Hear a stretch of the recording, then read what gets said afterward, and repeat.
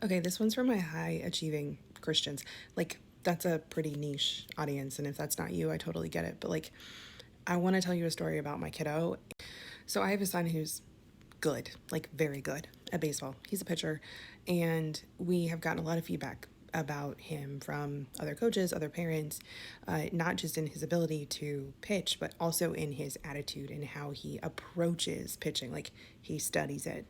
So, last off season, they were doing indoor training and they started teaching him how to do off speed pitches because up until that point he had just thrown a fastball just straight down the lane.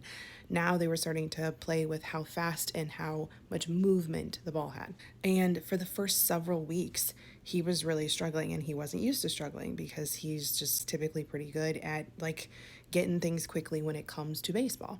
And I remember I would pick him up after practice and we get in the car and he would say, Mom, like, not only could I not get my changeup or not, could I not get a curveball to do anything, but my fastball sucks now. He's like, I'm only hitting like 40% of my target and typically I have like a 70% strike average and like I'm way below that right now. And so we had to have a conversation around what it looks like when you start trying something new, how a lot of things in your life can actually get worse.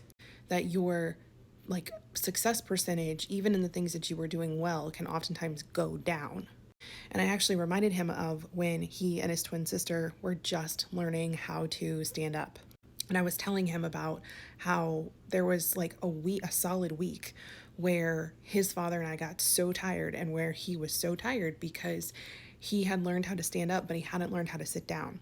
So he knew how to sit and he was learning how to stand, but he had never practiced going from that standing position to actively sitting. And so he kept pulling himself up in his crib and then he'd stand there and he'd cry because he was exhausted, but he was practicing this skill and he couldn't sit back down. I told my son that story to remind him that that period in his life only lasted a week. And after that, he did learn how to sit back down and go back to sleep. And we all started resting again. And I wanted to show him that he's been doing this and really practicing trying the thing and failing at the thing and integrating new information for his entire life. And so have you. Because if you are somebody who is used to being successful, like off the bat, and if you have been leaning more into God's word and God's will and really trying to do things in a way that honors what He wants to have happen, and you're leaning less on your own understanding, you're leaning less into the plan that you are personally creating and coming up with, that's a new skill.